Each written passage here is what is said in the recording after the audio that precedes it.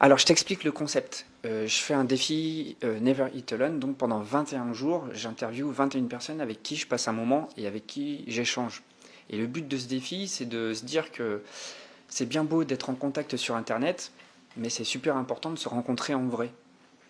Et donc, ce que je veux montrer à tous ceux qui nous regardent, c'est que les choses avancent beaucoup plus vite lorsqu'on se voit en vrai. Alors, voilà, je voudrais que tu te présentes, parce que tu es quelqu'un qui est important dans mon réseau, tu dises ce que tu fais dans la vie et ce qu'on a fait aujourd'hui. D'accord. Je me présente, je m'appelle Angélique. Je suis coach.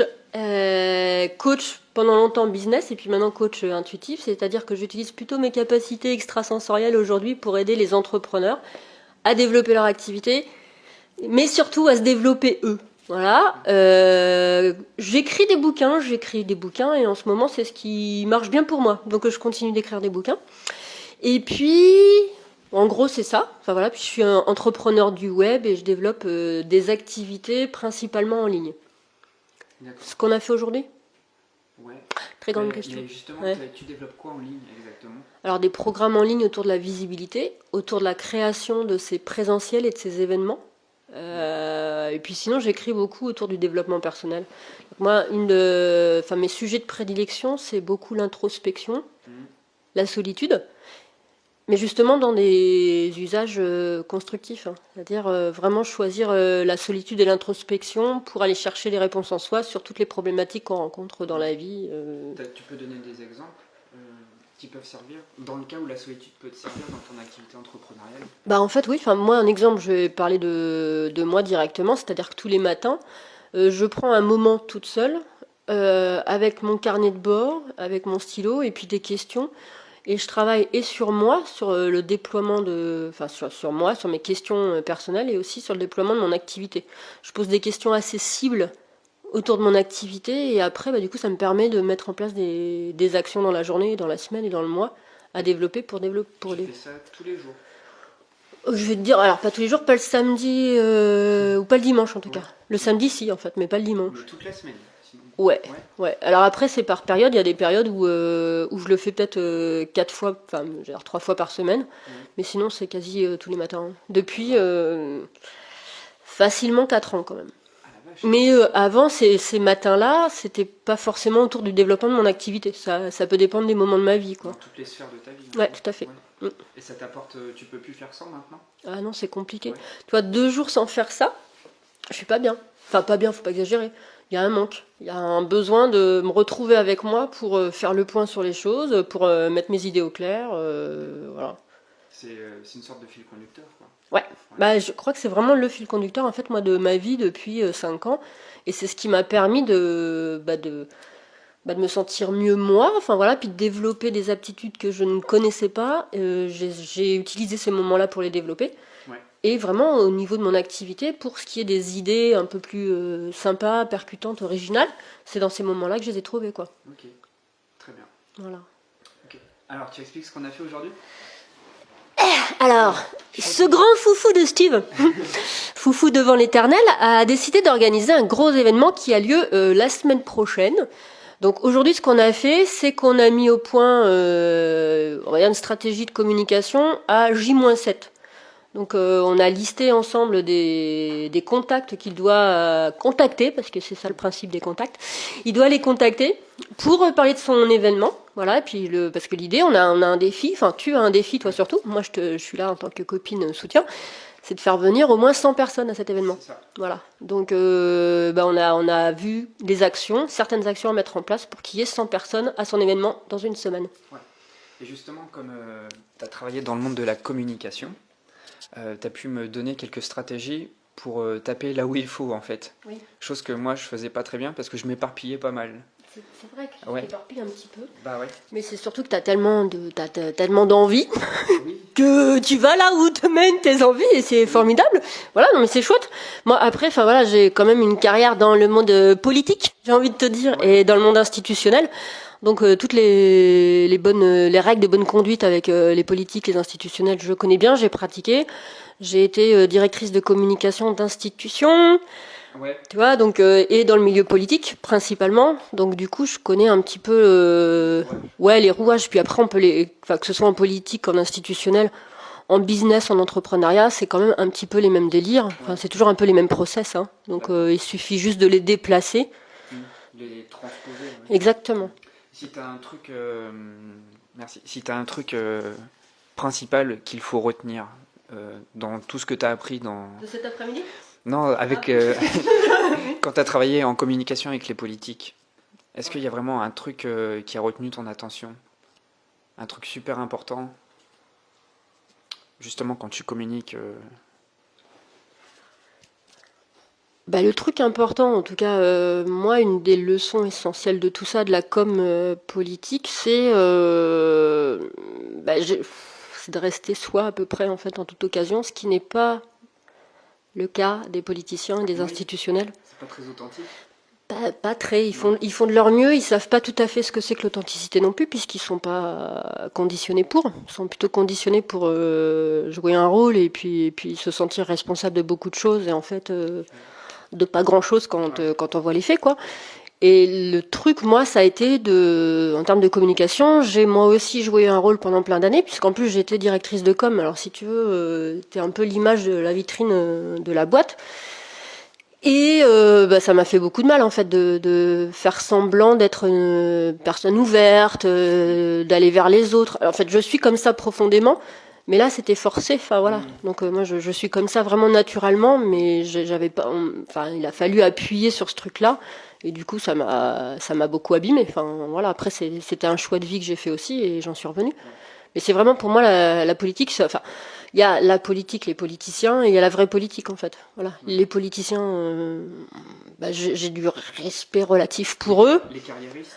Ouais, puis et puis après ceux qui font la politique, la vie de la cité, c'est autre chose. Enfin, tu vois, enfin, j'ai été communiste, voilà, et dans une famille de communistes sur 4 générations. Et en fait, c'était vraiment la politique du quotidien et l'engagement. Et après, on pense ce qu'on veut du communisme, hein, c'est pas la question. Mais justement, ce civisme est au cœur de la vie de tous les jours. Ouais. C'est du vivre ensemble. Oui, du vivre ensemble. Et puis c'est le respect du truc là, égalité, liberté, fraternité et tous ces trucs là. C'est très présent en tout cas. Moi, dans ce que j'ai connu de la politique quotidienne. Oui. Voilà. Après, pas des politiciens. Politiciens, c'est un autre univers. C'est un environnement dans lequel ils doivent aussi tirer leur propre fil. Alors pas tous. Je pense qu'il y a vraiment des gens intègres partout. Mais c'est compliqué de l'être dans un univers de politiciens. Voilà. Parce que l'idée, c'est pas l'intégrité. C'est des gens qui sont en permanence médiatisés, du coup. Bah, toujours à être en représentation. Ouais, donc c'est très fatigant. Et puis. Je me demande si à un moment ils le sont avec eux-mêmes. Est-ce qu'il y a des moments où ils arrivent à se retrouver? Alors je ne suis pas rentrée dans l'intimité de ces gens-là. Enfin moi je connais une personne. Donc c'est mon oncle qui était politicien de carrière. Il était député européen. Puis il a dirigé le Parti communiste. Il était au bureau du Parti communiste pendant un temps. Donc c'est la seule personne qui était dans, entre guillemets, mon intimité. Et même lui, je sais que quand il venait en famille, il était en représentation. Ah oui. Ouais, quand même. Mais après, il avait des... Enfin, j'adorais cet homme parce qu'il avait une belle présence. Les politiciens, c'est ça quand même. Enfin, je veux dire, ils ont une présence de malade. J'ai eu la chance, l'honneur de rencontrer Nicolas Sarkozy. Ouais, d'être en réunion de travail avec lui, puis Madame Simone Veil aussi, enfin toi des gens comme ça en fait qui ont vraiment, alors Simone Veil je la mets pas dans le même panier que Nicolas Sarkozy, mais je dois avouer que Nicolas Sarkozy, il a un charisme de malade. Oui. Il rentre dans une pièce, il électrise tout quoi. Ouais. Et pourtant franchement dans mes représentants, dans ce que j'aime, c'est pas le genre de gars que j'aime. Quelqu'un de communiste, je pense que. Ouais, il était. Ah non, il était à l'inverse de toutes mes croyances, quoi. Enfin voilà, et justement, ça fait aussi partie de ma grande difficulté à travailler dans mon dernier boulot, c'était que la structure dans laquelle je bossais était en lien direct avec le gouvernement, et ça correspondait pas du tout à mes valeurs, et ce qu'on me demandait de faire, ça allait pas du tout avec qui j'étais, quoi. Enfin voilà, mais sans parler de communisme, hein. Juste d'humain. Voilà. Et c'était pas du tout dans mes valeurs. Mais après, ils ont vraiment des charismes de malade. C'est un truc énergétique. Hein. C'est au-delà de. C'est pas travailler ça. Hein. Ouais. C'est travailler à la force de l'usure ou de l'usage. Mais c'est pas une recherche forcément volontaire. C'est comme Macron, je pense. Il a été élu grâce à son charisme. Il a été élu parce qu'on n'avait pas trop le choix. Oui, il est arrivé, Oui. disons qu'il arrive au second tour grâce à son charisme. Oui. Oui, puis le fait que je pense que il y a un courant comment dire, d'être moins dans le mensonge, d'être plus dans le concret en tout cas. Et je pense que c'est ce il incarne aussi quelque part. Alors après, je sais pas si ça se suit des faits, ça je vais pas porter de jugement là-dessus. Mais en tout cas, il a incarné la jeunesse, le Yes We Can, le machin, des trucs comme ça. Et ça fait du frais aussi, quoi. Un vent nouveau, ouais. C'est ce qui manquait. Tout à fait. Après, bon, voilà, je ne porterai pas de jugement sur vraiment ce qui se passe. En plus, maintenant, je t'avoue que je suis à un moment où je m'en fous, en fait. Tu prends la distance par rapport Ouais. à tout ça. Ouais, tout ça, ça fait un petit moment quand même. C'est quoi tes centres d'intérêt principaux maintenant? Écoute, moi, non, mes centres d'intérêt principaux, c'est quand même beaucoup autour du développement spirituel. Alors voilà, alors développement spirituel, c'est le travail énergétique que je peux faire maintenant. Ça reste aussi l'entrepreneuriat. Enfin, pour moi, c'est une de mes passions. C'est vraiment un sujet de recherche, de veille, d'investissement financier, humain, énergétique. Enfin, j'y vais à fond aussi. C'est ma vie de couple. Je dirais même que ça vient quasiment en premier maintenant, parce que pendant plein d'années, je priorisais pas du tout l'intimité, voilà, le foyer ou des choses comme ça. Et depuis que je suis dans le Nord, ça change une femme. Oui, franchement, c'est surtout depuis que je suis avec ma compagne, ça a plus rien à voir, quoi. Enfin voilà. Donc c'est ça. Et puis après, j'aime les gens. Enfin voilà, je t'aime très fort. Donc j'aime passer du temps avec des gens, avec toi déjà, et puis avec des gens qui ont des projets, qui ont des envies et qui mettent ça au niveau pratique et humain, quoi. Voilà, qu'ils soient pas trop barrés, pas trop. Pas trop sérieux. Ouais, pas trop sérieux. Ouais, pas trop corporate, non, je peux plus trop ça. T'es dans ce qu'il y a de plus corporate, quoi. On ne pouvait pas faire un peu plus corporate. Oui, tout à fait. Puis maintenant, on peut ne pas faire dans ce que je suis, complètement anti-corporate. Enfin, toi, je vais au plus simple. Tous les process que je crée, j'essaye que ce soit simple. Ça m'a pris du temps aussi, hein. Enfin, voilà, parce que je pars de loin quand même.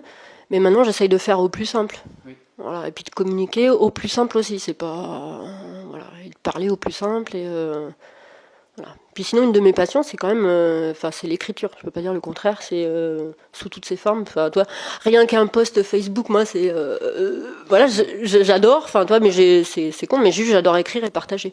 Oui. Voilà. Justement, tu écris un livre. Oui. Ouais. Donc un livre qui s'appelle Enfin seul. Mais c'est enfin seul, donc dans le sens chouette du terme, hein, c'est-à-dire que vraiment profiter de la solitude comme un moment à soi, pour privilégié, pour bosser sur soi. Ça dépend sur quoi on a envie de bosser, si c'est sur soi, si c'est sur une évolution professionnelle, si c'est sur sa spiritualité, enfin des trucs comme ça. Voilà, mais c'est toujours vraiment le côté la solitude, c'est pas quelque chose de mal, quoi. Enfin, c'est au contraire, c'est une des plus belles choses qu'on peut s'offrir. Mais c'est hyper compliqué. Mais moi, la solitude, en fait, je me rends compte que je suis à un endroit qui reste encore superficiel. Il y a une couche plus profonde encore. Voilà. Ouais. Avec des fantômes un peu qu'il faut. C'est ça. Enfin, voilà, il y a ce monde-là que j'ai déjà entreaperçu. Enfin voilà, et j'y suis allée, mais je pense que en fait, tout ça, c'est pas juste pour se dire je suis capable d'être toute seule. Enfin, l'idée c'est pas ça. L'idée c'est dans ces moments-là. La vérité sort en fait. Hein. Enfin voilà, quand on est face à soi-même, la vérité sort. Et une fois que la vérité, donc les ombres, les monstres, tout ce qu'on croit de soi, d'être une abomination, parce que c'est souvent ce qui effraie aussi les gens d'être seuls, c'est qu'ils pensent qu'ils sont des monstres et qu'ils sont pas assez intéressants. Enfin toi, j'ai mené pas mal d'études là-dessus. Enfin. Et en fait, c'est juste qu'une fois que tout ça s'est sorti, il y a juste plus que le beau qui reste, quoi. Ouais, c'est ça. Ouais. Voilà, et... C'est ce que dit Jean Rivière. Je sais que tu le suis. Je sais pas si t'as écouté ses derniers podcasts. J'ai écouté il y a 3 podcasts de là. Ouais, il disait il comparait la vie à une marmite. Et il disait qu'il y en a qui attendent l'âge de 50 ans pour ouvrir leur marmite. Mais pendant, 50 ans, il y a tout qui bout, qui cuit. Et quand ils ouvrent, ça leur saute à la tête, quoi. Tellement il y a de la pression. Ils n'ont pas pris le temps d'aller voir ce qu'il y avait dans la marmite pour explorer, pour goûter, pour voir tous les aliments qu'il y avait à l'intérieur, de quoi ils étaient composés. Et c'est intéressant justement de faire un voyage à l'intérieur pour voir de quoi on est composé. Et c'est sûr qu'au début, quand tu ouvres le couvercle, même si tu n'as pas trop attendu, tu as la vapeur qui te saute à la figure. Ça brûle, ça fait mal. Et après, il y a un temps, et il y a un temps où il faut prendre un temps où le bouillon se calme pour aller voir chaque chose, chaque élément un par un. Tout à fait, bah c'est ça en fait. Ouais. Puis c'est ça que je fais depuis. Enfin, toi, je te dis, ça fait 4 ans, c'est pas tout à fait vrai. Ça fait.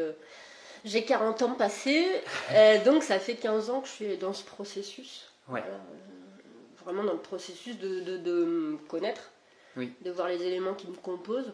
Ça n'a pas toujours été facile. Hein, enfin, voilà, et puis même, ce que je sais depuis 1 an et demi, 2 ans, 3 ans, c'est que aussi les mauvais moments sont là pour apprendre aussi un peu plus de soi et justement pour trouver la paix à l'intérieur de tout le bordel qui nous entoure, quoi. Oui. Alors, voilà, c'est vraiment comment vivre calme, ouais, à peu près serein. Serein, oui.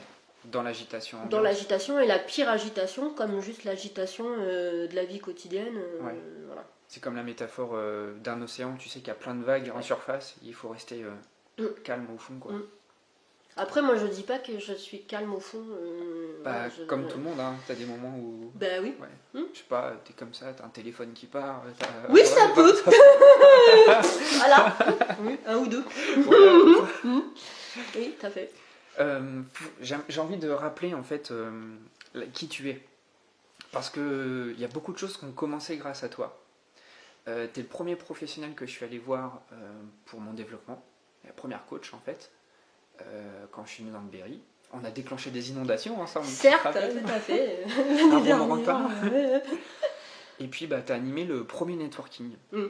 Et c'était un challenge pour toi et pour moi, tu te souviens? Oui, tout à fait. Parce que, on se challengeait. Il fallait que toi, tu fasses ta première apparition dans le Nord et que moi, je crée mon premier événement dans ma vie. Ouais. Et voilà.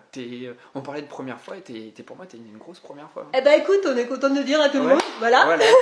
Non, mais oui, et en plus, de ce que moi je sais de toi dans tout ça, c'est que en fait t'es vraiment un chouette humain, t'as un cœur, un très beau cœur, voilà. T'as envie de t'offres, t'es généreux et t'as envie de faire que le monde aille un peu mieux, et déjà en commençant par Lille. Ouais. Ben faut commencer quelque part, et puis c'est important. En commençant par Lille et par l'entrepreneuriat, je crois. Ouais. Enfin, l'entrepreneuriat, puis tu vois, même les salariés qui commencent à dessiner un profil d'entrepreneur. Oui. Et je crois que c'est surtout à cet endroit-là qui t'es bien et que tu montres vraiment. C'est peut-être parce que c'est là où je suis, parce que je travaille aussi. Bah oui. Ouais. Sûrement. Bah, de toute façon, on n'est jamais mieux là que. Sur le chemin qu'on a emprunté nous, c'est à peu près ça qu'on peut offrir aussi aux autres. Oui, tout à fait, ouais. L'expérience qu'on a vécue, ouais. Ouais.